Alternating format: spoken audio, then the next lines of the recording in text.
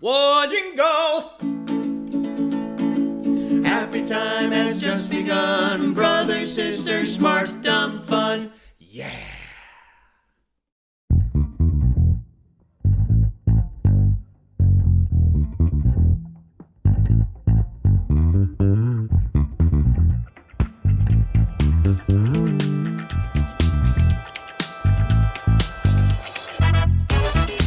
Hi.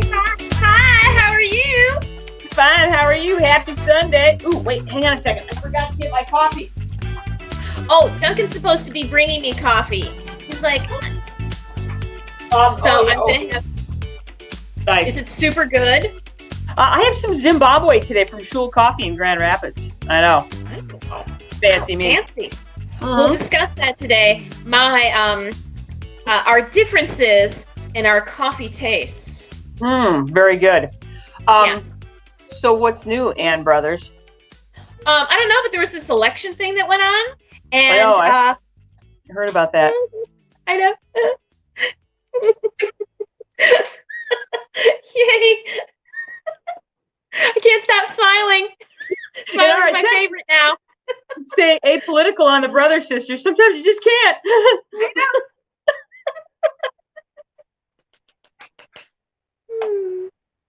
All right, enough said. Okay, good.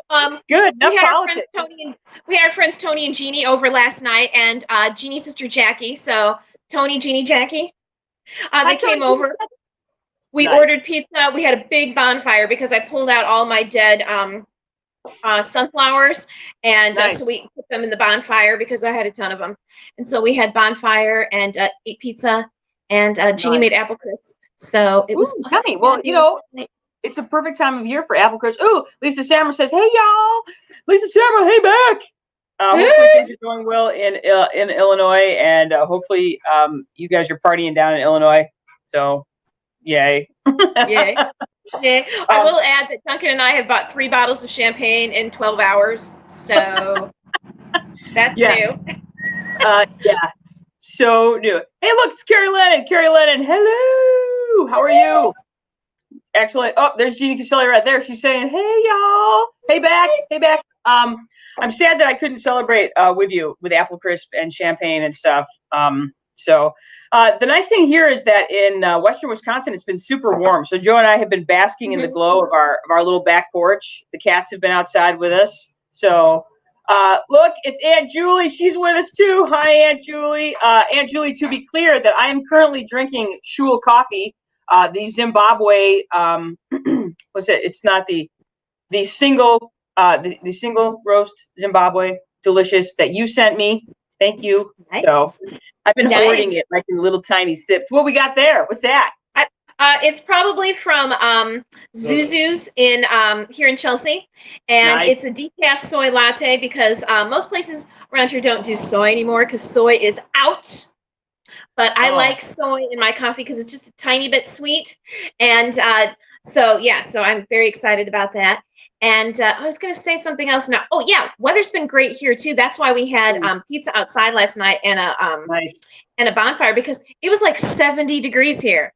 Yeah, awesome. Global warming. Yeah, literally 5 days in a row of high 60s, low 70s. Today's the last gasp. It's windy like crazy. It's going to be about 70 degrees today, and then tomorrow is going to be, November's going to start again tomorrow. So, Tim Redlinger's with us. Yo, Tim, what up? Our winter's starting again on Wednesday. So that's pretty good. That's pretty good. Yeah. So, it's been fun while it lasted, though, for sure. I've enjoyed this little respite, and it's been nice for reals. So for real. Actually, our neighbors from across the road are coming over tonight, and we're going to drink some more champagne and have chicken and stuff on the grill and bonfire because we can because it's 70 freaking degrees on November 7th in Michigan. That's why. Joe and I breakfast on the veranda this morning, so which is another way of saying sausage McMuffin's egg. We did not. I actually made breakfast this morning. We did not. We did not go to McDonald's or any other brunching. I just made breakfast and it was amazing. So nice. There you go. Very nice. Right on. All right, so should we talk about coffee, since this is literally a coffee talk about coffee? About coffee. So Jenny, why don't we start out with our coffee stories?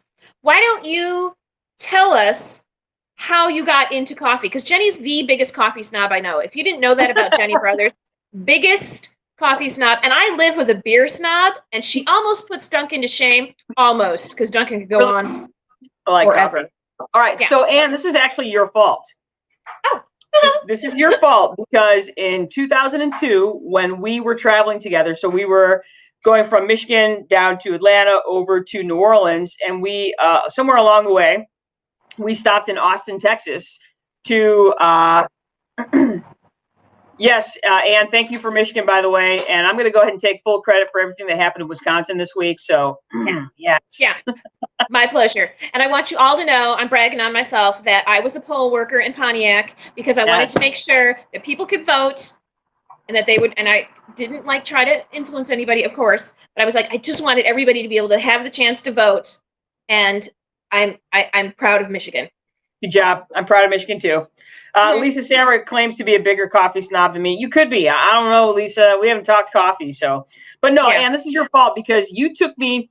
So here we are in Austin, Texas. So we're walking around, and it's hot, and you dragged me into a Starbucks. Well, I don't even know what this crap is, Starbucks. And then, so I had a Frappuccino, and that was good. And then I started exploring other coffees. It was like, it was a gateway coffee, and that Frappuccino was a gateway coffee. So anyway, I just started drinking more of it. And then, my friend Dave owned a coffee shop in Denver. And so he started a coffee shop, and then I started drinking Dave's coffee. I'm like, this stuff's good. And like, I really started to understand what better coffee tasted like. So through the years, I'm just like, oh, so coffee's not supposed to taste like hell. It's actually supposed to be delicious. And if you drink the right coffee, it is actually delicious. And actually, I kind of got started with Annie Hannon's economic botany class, and she brought Jamaican Blue Mountain coffee in and let us have a little tiny sip of that. I was like, that's good. So it was just one of those things where through the years, I kind of started to enjoy it more and started to really try good coffee versus bad coffee. And the nice thing of living in Denver was that there was a lot of really good coffee available to drink and try. And then when we moved back to Michigan, I got a job working at Great Lakes Coffee and Chocolate in Sturgis, Michigan, which is now 5 Lakes Coffee. And I learned a ton working there. I learned about the different regions. I learned about, growing techniques in the different regions. I learned what I really liked as far as coffee, that I prefer African coffees that tend to be a little bit lighter and fruitier. I don't really love the Indonesian coffees. They're a little too oniony for me. And it's all about those soil profiles in these different places. And then I really enjoy your Central American coffees, because they kind of are born from those African coffee regions and grow their coffee in the same way, plantation versus mountain grown, and there's just little differences that you learn through time. And it's been sort of an education, and, it's something that I love and I'm passionate about, and I could talk about it all day. And maybe someday I'll actually get to taste coffee for a living. They'll be like, you can be a taster at Starbucks. And we're like slurping the coffee out of the spoon like they do. I'm like, I want that. Sorry, I just got off a little rant. I'm okay. I'm back. Anyway, we had all kinds of comments in the meantime. There's Lisa Samra. Here comes Susie Nelson. What does that say? Duder. I don't know what that says because it's so long. That's okay. Let's see. Lisa says hi to Susie. Susie misses. She missed us. She missed you, mother effers. I think she's talking to us. I think so too. For the record, I've never done anything like that. That's right. Oh, and that's right. We actually have a connection to Starbucks, because here's Aunt Julie Brothers, who actually went to school with Howie Schultz when they were at Northern Michigan University together. Aunt Julie, didn't he have a crush on you or something like that? I'm just saying. Wouldn't we be like related to somebody really rich instead of related to nobody rich? Yeah. Huh. Anyway. Could have taken a hit for the team there, I think. Totally real. So Susie mocking me for using the term soil profile. Fine. Mm-hmm. I'm not ashamed to say that I've been a nerd forever, because I am. Mm-hmm. So, Monica's with us. Hi, Monica. Good morning to you. Because it's still straight up morning in California right now, isn't it? Straight up like, morning. It's like 9 o'clock in the morning there. So that's pretty awesome. Oh, look at Aunt Julie.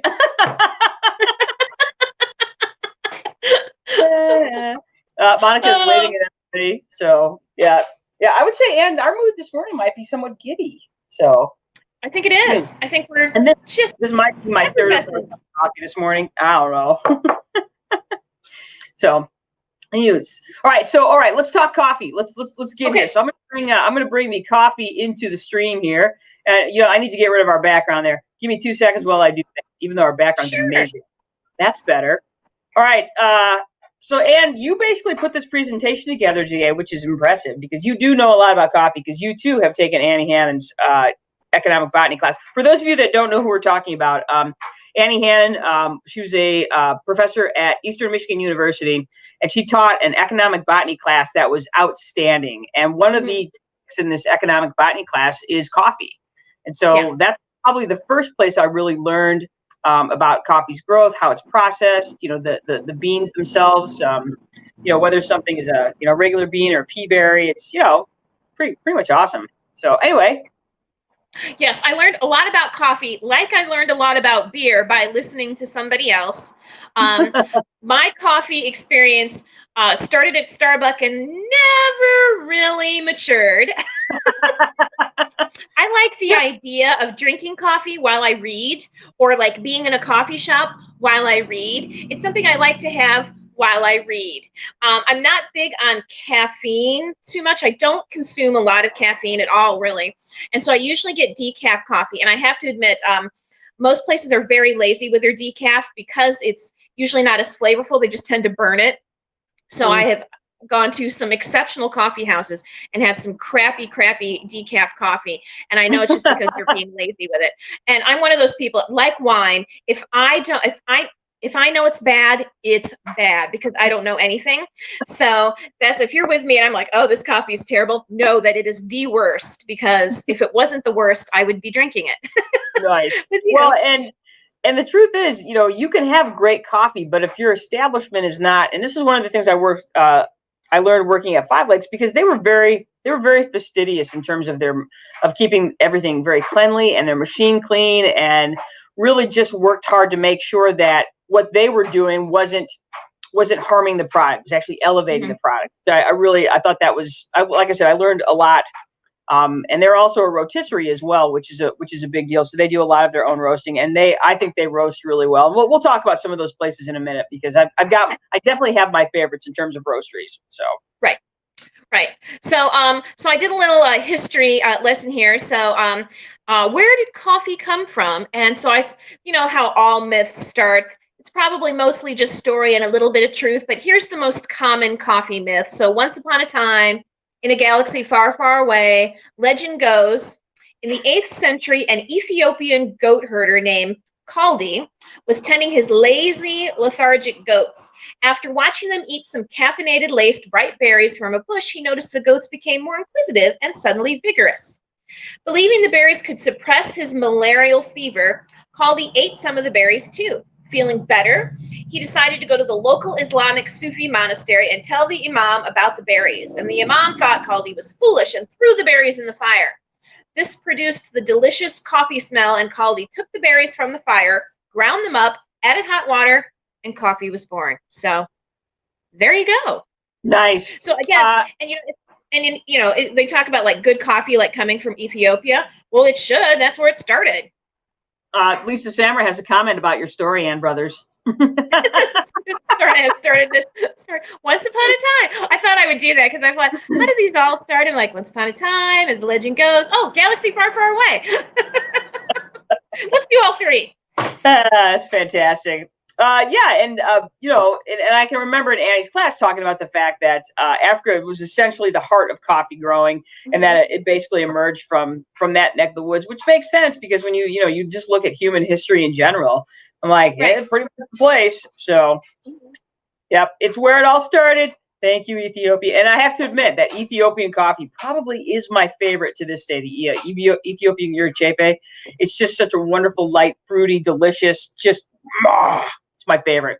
And we'll talk more about that too. All right. Okay. So that's kind of the origin story. Tell me more, Anne. Tell me more. Well, Coffee was first mentioned in the 10th century Arabian medical text written by the renowned Persian physician Raziz. So it was actually considered a form of medicine. And I imagine there's a ton of people around the world now who still consider it medicine.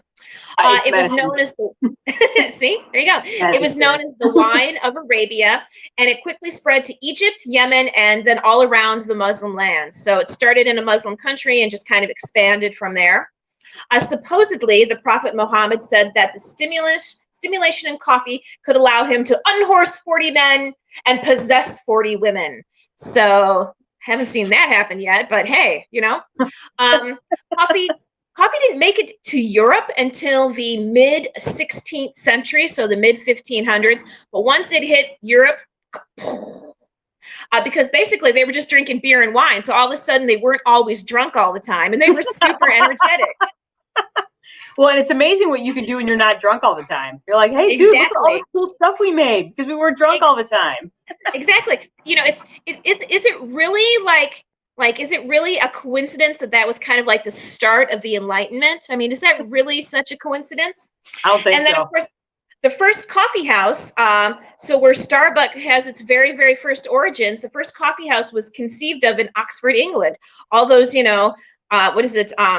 long-haired, pointy-headed, smart types arguing about stuff in coffee houses. That's where it started. Bunch of smart brains and their coffee drinking. Exactly.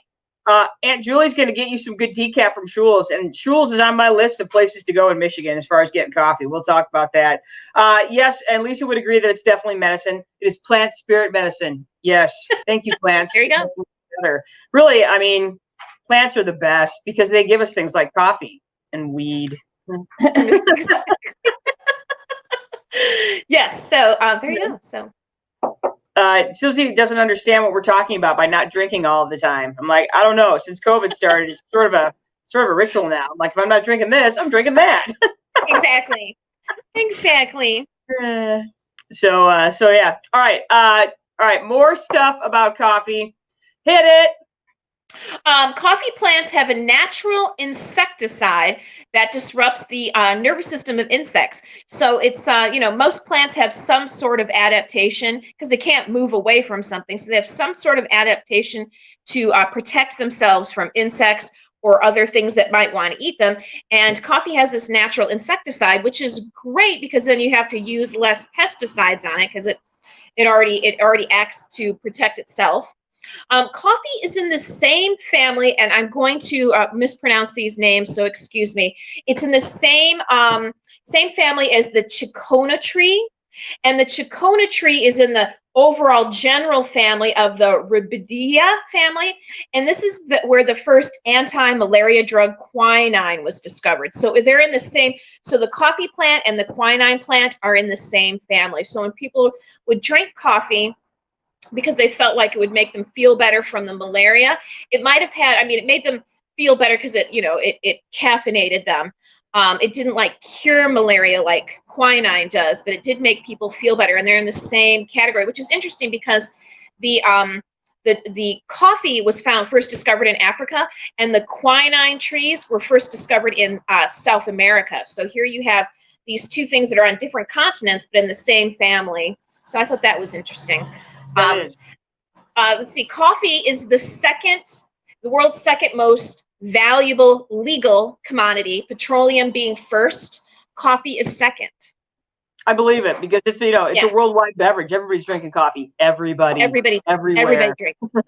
Yeah. The only state in the United States that produces coffee is Hawaii, and of course they would have the climate for it. There's no other place in America that really has the climate to grow it. And then the most expensive coffee is the Kopi Luwak. And the coffee berries are harvested from the digestive remains, or the AKA cat poop, of the Asian palm civet. And it can cost 350 euros a kilo. And I call it the cat poop coffee. Cat poop coffee. Cat poop coffee. And I think that's one of the. It's an Indonesian coffee, and again, not my favorite, but people swear by Java and Sumatran coffees, and I'm like, dude, it's a matter of taste. That's cool. So, cat. Yes. Poop. So there you go. So that's a little history about the second most valuable legal commodity in the world, Yeah. coffee. So you know, either I. It's funny because Duncan's not a big coffee drinker until recently. He's like, I'll want to get a coffee, and he's like, oh, I'll have some of that. So recently, though he's not been getting his own coffee, he has been saying, why don't you get that in a large, and I'll have a little. Nice. So It's it will be your mistress, your new mistress, Duncan. Your brand new mistress.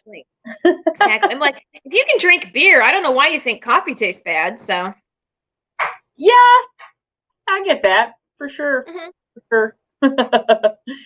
Monica has a comment about the cat poo coffee concept. Never ceases to blow my mind. Well, it's just we'll call it it's a way to process the beans. You know, it's like the thing is, you know, they run those beans through the digestive system of an animal. They come out sort of pre-processed in the sense that, you know, because, you know, when it comes to breaking down, you know, you have to get into that berry, so to speak, to get, you know, the coffee bean inside. And so that's just we'll call it a natural and efficient way to go get the berries out of the coffee, because they're essentially just pooping those coffee beans. So, and that berry has been digested and taken care of. So Heat and pressure. It always comes down to heat and pressure. maybe a little chemical reaction in the digestive system, and boom, you've got the most valuable coffee in the world. Can't drink it fast enough. I know. I just had a thought that was kind of gross. I'm like, does that mean that the corn that comes out of me after a 4th of July picnic, is that more valuable? You should. You just got to make it. You just got to say so. I guess. Marketing is everything. So marketing is everything. So exactly. if you happen to be in Michigan, where should I go get coffee? And you guys have apologies in advance for those people. This is, you know, these broadcasts are often very regional, so sorry. Sorry. Yeah, exactly. I would suggest Cultivate in Ypsilanti, which opened up just like a year or so before we left. Duncan and I left Ypsilanti. It's in Depot Town. Really very excellent coffee. They do sell some pastries. They have a big, actually, this is kind of funny. Pre-COVID, this was really cool. They had very big family style tables, you know, because their whole thing was not just to drink coffee, but to get to know people in your community. That's not as popular right now, surprisingly, but they still sell a lot of coffee. Avalon in Ann Arbor. Actually, there's a number of Avalon bakeries. It's part of a bakery, Avalon Bakery, which was started in Detroit. So there's like several Avalon coffee houses in Detroit. There's one in Ann Arbor. Very good coffee. They take a lot of pride in that, and then they make their own pastry. So if you're like me and you have coffee, you really want pastry to go with it. And both Cultivate and Avalon have very good pastry. You're going to see that's a theme with mine. Yeah. Speaking of another place that has good coffee and good pastry, is the actually pastry not so much, but it's a cute little place in Grass Lake, Michigan called the Roaming Goat. This is one of those places that does not serve soy milk because, you know, soy milk is out. But they do have a good cup of coffee, nice people that own it. If you've never been to Grass Lake in Michigan, you join the club. There's lots of people that haven't. It's kind of this tiny little town. But they have a very good coffee place. I thought the goat thing, you know, the whole goat thing with the coffee, I think is awesome. Blue Hat in Coldwater, Michigan. Jenny Brothers, who ever thought Coldwater, Michigan or Sturgis, Michigan would have coffee houses? No doubt. And I'm just going to jump in and say that Blue Hat actually now they have one in Farmington. So if you're in the Farmington area, they just opened a Blue Hat there, or they had been in the process of opening it.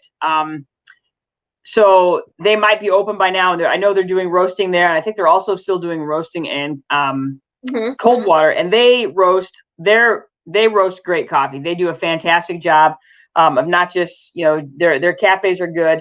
Just know you're going to wait a little bit there. They take their time when they make their coffee drinks because they use a lot of really good ingredients. You know, they make their own homemade whipped cream. If you're getting a mocha, it's so good. So that's a great place. And again, if you just want to buy bags of really great coffee, their Ethiopian Yirgacheffe is my favorite of them all. So, and it's nice because I can mail order it and I can get it here. And it's great because they will often roast it, bag it, and send it to me.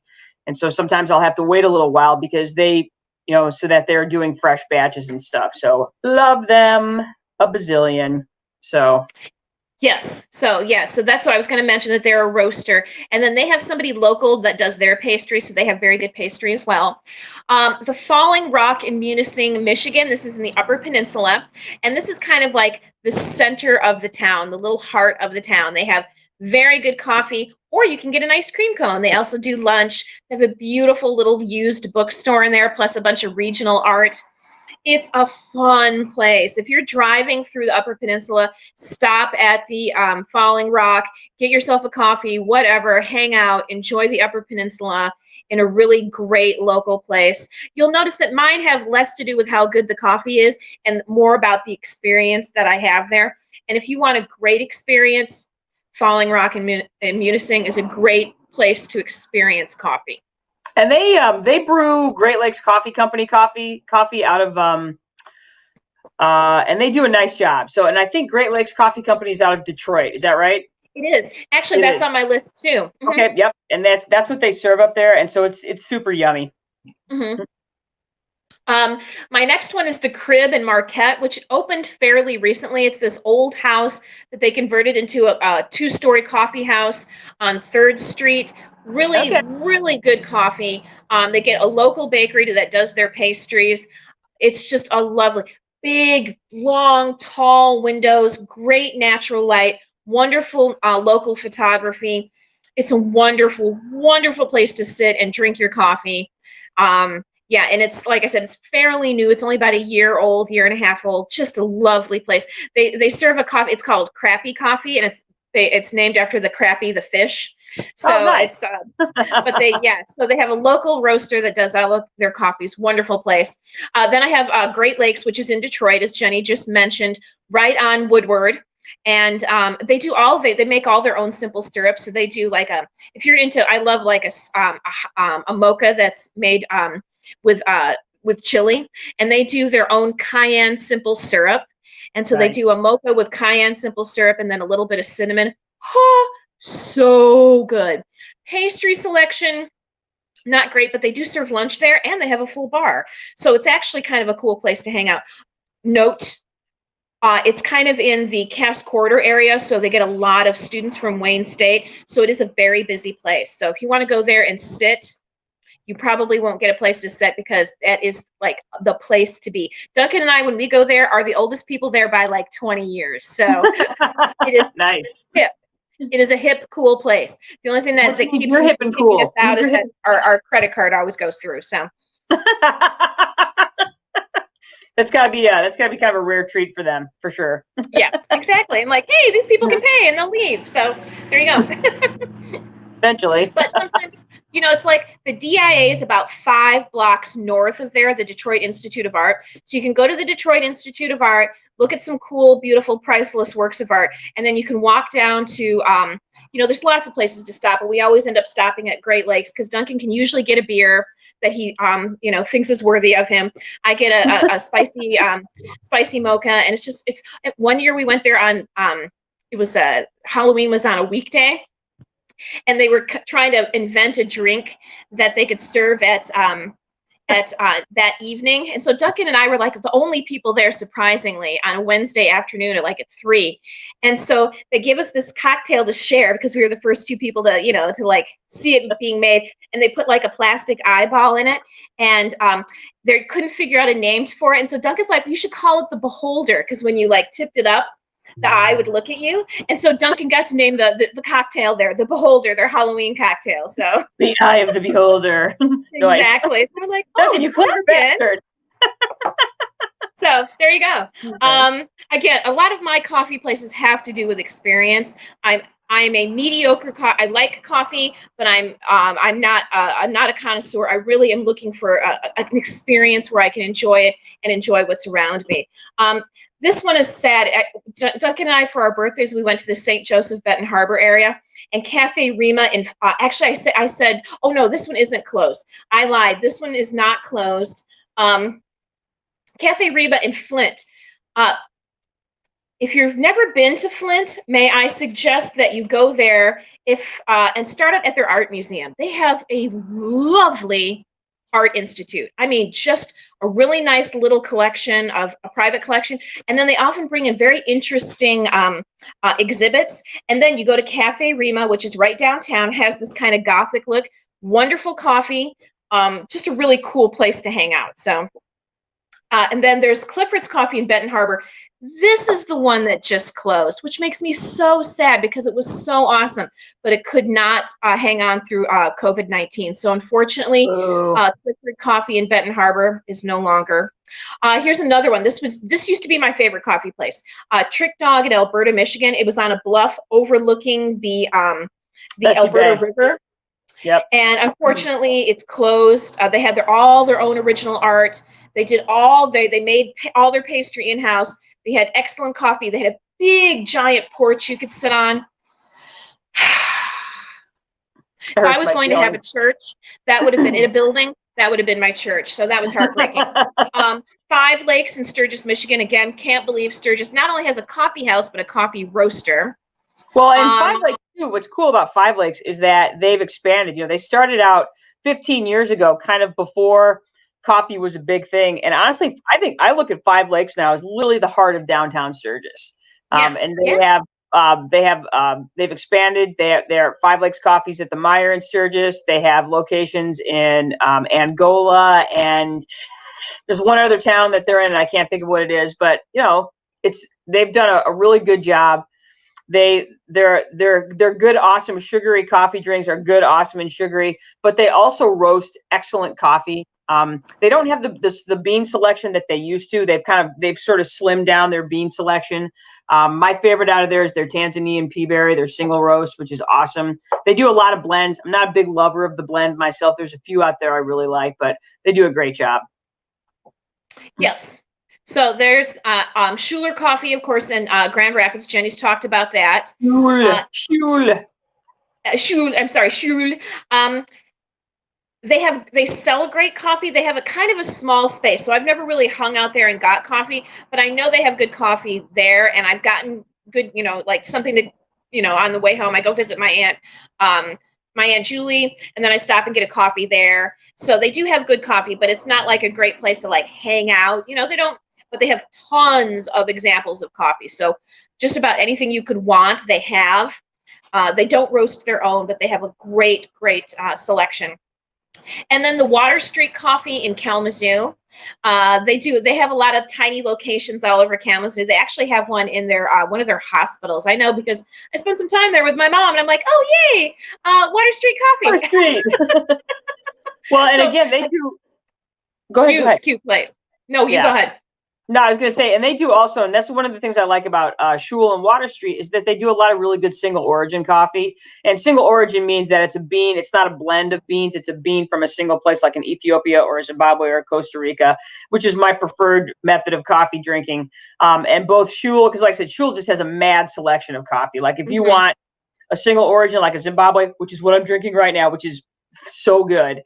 And they also have, though, fun, I guess I would call them, coffees like you can get what's the one that Aunt Julie you always Cherry get? Banana Split. Yeah, it's like like a maple coffee or something. It's actually really good, right. And so you can get those sorts of flavored coffees like your French vanilla roast or your maple roast or whatever. And so they, like I said, they literally have coffee for every taste at Schul, which is nice. Again, Water Street, they do. I like Water Street because I can get various Costa Rican origin coffees there, which again I like very much. So so Michigan really is not hurting for amazing places to get coffee, which is, which is somewhat surprising when you think about the fact that it's in the middle, northern Midwest of Michigan, but here they are. Also, if you'd rather drink tea instead of coffee, Water Street has their own brand of teas that they sell, which are really, really exceptional. So if you're more of a tea drinker, they have several different varieties of loose leaf that are excellent. So that's another thing. Nice. If you happen to be in Western Wisconsin or Eastern Minnesota, these are 3 of my favorites. And I don't, most of the coffee drinking I do at home, and I do a lot of mail-in depending on, what I have at any given point. So right now I have coffee from Schul. I have coffee from 5 Lakes, and I have coffee from blue hat in my home. About a year and a half ago, this little place right here, Three Arrows Coffee in St. Croix Falls, Wisconsin, which is just up the road from me. They opened really excellent little coffee place. They've just started doing their own roasting. They do, and again, they mostly do blended coffees, which aren't my favorite, but they're pretty darn good. And it's just nice because they're just a lovely little place. It's really homey. It's really welcoming. They do a cold brew coffee that was my go-to this summer, which is awesome. Just up the road in Lindstrom, Minnesota, they have the Northwoods Rotisserie, and they, again, I would say, or roastery, I should say, and they do really good work as well. You can get more. You see a lot of Brazilian single origin come out of them, and I like the Brazilian coffees as well. Again, that Central American, Northern South America, yummy. And again, I don't get there as much. And the thing is, unlike, Anne, I know you're into the ambiance. Northwoods is nice. You've been there. It's lovely. Mm-hmm. It's a good sit and drink, and they've got a nice big deck, and so that's great. Yeah. I tend not to hang out at places. I usually get my coffee and enjoy it. And like I said, I do most of my coffee drinking at home. That's my bit of my ritual. Mm-hmm. Susie, yes, Water Street coffee is excellent. Oh, here's Aunt Julie. Traverse City. That's it. The blend that we were talking about from Shul, the Traverse City cherry and Mackinac fudge, a great blend. Yes. I knew it had to have something cherry in it, so. There you go. Awesome. The one I discovered just recently, and this was in the last couple of years, is the Duluth Coffee Company. I haven't really spent a ton of time in Duluth, but that particular coffee company, I had maybe one of the best coffees there in my life. It was a Costa Rican Angelica, it was like $7 for an 8-ounce cup of coffee, and I gladly paid it, and I would do it again. Yeah, they wouldn't sell any to her. Like Jenny wanted to buy a bag of it, and they're like, "Oh no, we don't have enough to sell you. You can only buy this one tiny cup. Go." I was like, I will take this tiny cup, and I will literally, like, at the end, I'm like, scraping the last drop into my mouth because it was so good. But again, the thing about coffee is that, on a daily basis, I'll drink coffee either black or I'll put some heavy cream in it, because heavy cream and coffee will change your life. It will change your life. You'll be a better person because of it. You're welcome. But I don't like to sugar up. Like a good coffee, you don't really need to do much to it. You can a good coffee, you can put it in your cup and you can drink it. If you have to put in, like non-dairy creamer or like French vanilla creamer, it means you're drinking the wrong coffee. I'm sorry. Mm-hmm. And if you want to just drink creamer, It's okay. Yeah, exactly. We won't judge you. Now, the thing is, I'm not. And one of the things that I want people to understand is that I love a good sugary mocha drink. Hang on, I got to plug in my computer here. I love a good sugary mocha drink just as much as the next person. So I'm not a coffee snob in that respect, but if I'm just going to have a cup of coffee, I want it to be something that I don't have to do anything to. And unfortunately, the majority of coffee you get in the world, like if you go to a diner and get a cup of coffee, you're going to have to work that cup of coffee. Okay. Mm-hmm. Or it means you're old and this is the coffee they had in the Depression, so you just drank it. So it was either this or ground up acorns. So we drank this. That's hilarious. Eggnog on coffee, Susan. Yes, I would agree. Eggnog on coffee is delicious. Yeah, it's good. It is, and I do like a Starbucks does like some sort of eggnog mocha or some ridiculousness like that, which is awesome. And like I don't really get pumpkin spice latte and stuff like that. I'm like, I don't understand any of that, but that's okay. People love it, and if it's good job. Yes, but yeah, an eggnog. Yeah. We have a coffee company here in Michigan called Big B's, and it's for the coffee drinker who hates coffee.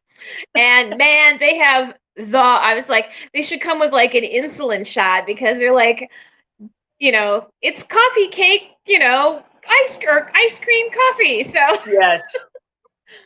Yeah, they like when you drive along the roads of Michigan and they have like some sort of, like, I don't even know. Okay, I'm looking at it right now. I'm literally looking at the Bigby website, and they have the eggnog cream freeze, which is essentially, it's an entire cup of whipped cream. With sprinkles. Because they just really wanted to have sprinkles. Yeah, they're just going to someday break down and just put mini chocolate bars on it, Exactly. I'm gonna do a share screen on that because everybody needs to see what I'm looking at right now. All right, hang on. Let me find it. It's I'm gonna do this tab. Where's okay, it's the Bigby coffee. Okay. Can you guys see that? Can you see it? It's There it is. It's this one right here, the eggnog cream freeze. So, if you Sweet don't potato like pie latte. sweet potato pie latte, that's right. It's like it's the Thanksgiving. What did you call it? The Christmas drink they had, the birthday Jesus kaboom. Oh, the birthday Jesus kaboom. Yes. And actually, in your next life, you should absolutely design drinks for Bigby, because Anne came up with an idea a few years ago that Bigby should have a Halloween drink that comes with little mini candy bars sticking out the top. So Yeah, no, I had for the 4th of July, it was made with the coffee was, instead of using creamer in it, they just put in a scoop of vanilla ice cream. now we're talking. Jenny, I can't hear you.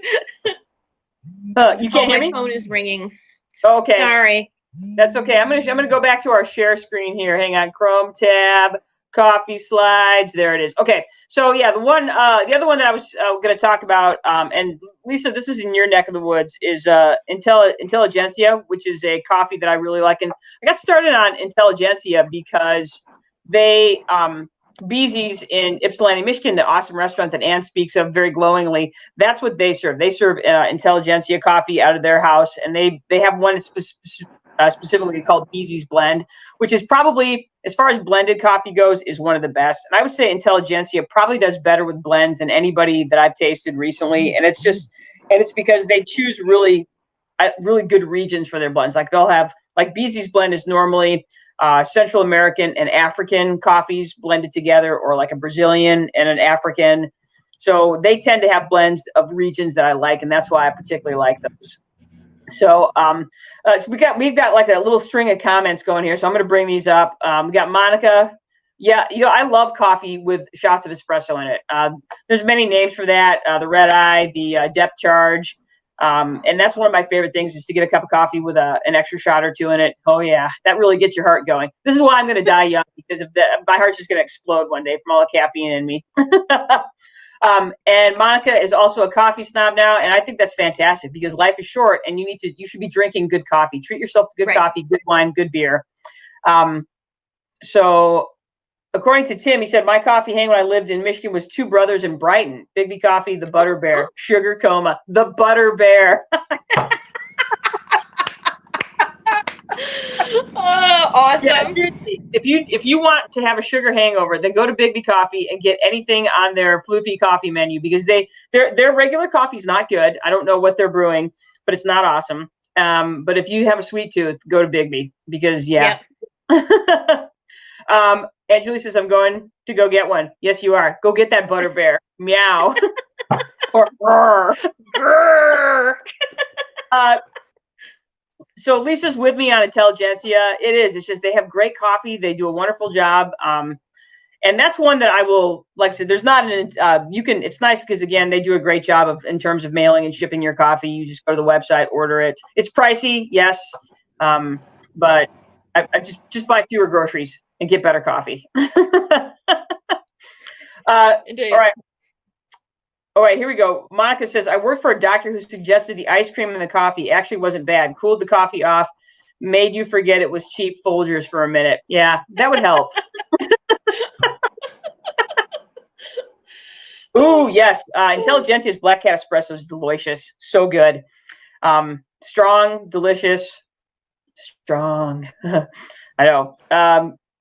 Let's see what it's. Monica says, for me, it's real coffee. No one makes the coffee strong enough here without extra shots. Okay, I'll buy that. I don't know. I think it just depends on the coffee itself. I find that for the most part, like Three Arrows and Northwoods, they do a nice job without having to add extra shots. I like the flavor that a shot of espresso brings to coffee. I just think, again, it just makes it better, stronger, faster. So, all right, I think that's all we had to say about coffee. Those are some of my favorite places to get coffee in this area. But like I said, I still do a lot of mailing. I do a lot of mail coffee. I get shipments from Five Lakes and Blue Hat pretty regularly. And, I also, if I get a hankering for something from Water Street or Intelligentsia, I can get it from there as well. So there's no shortage of coffee. Shul also ships. They also, all of these places have really decent websites that are easy to get coffee from. So if you need coffee, There's plenty.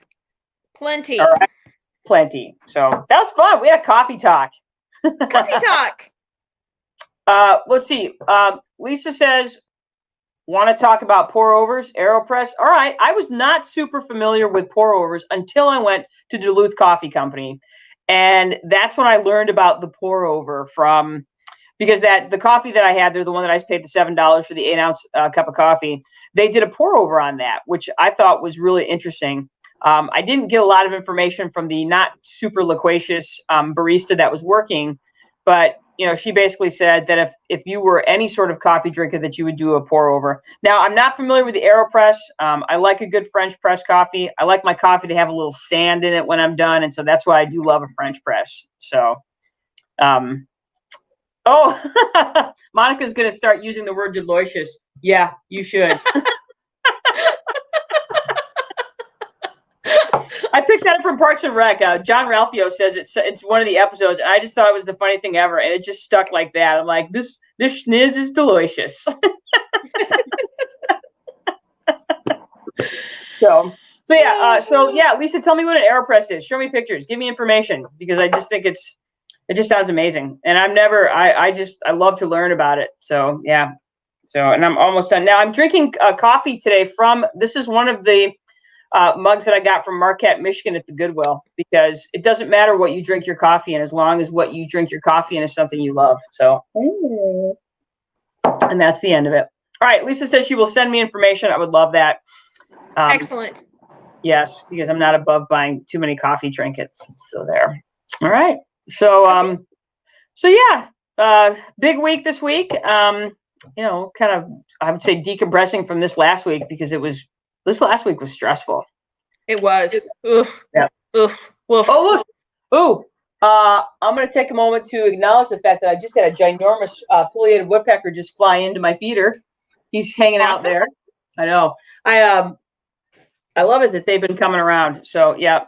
We should have like a bird talk or something. More bird talk. Definitely. So, but I don't think there's anything bad about that, Lisa. Not at all. So.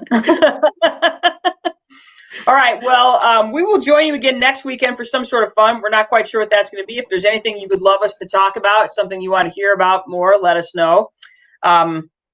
You can email us at, there's a bunch of information here.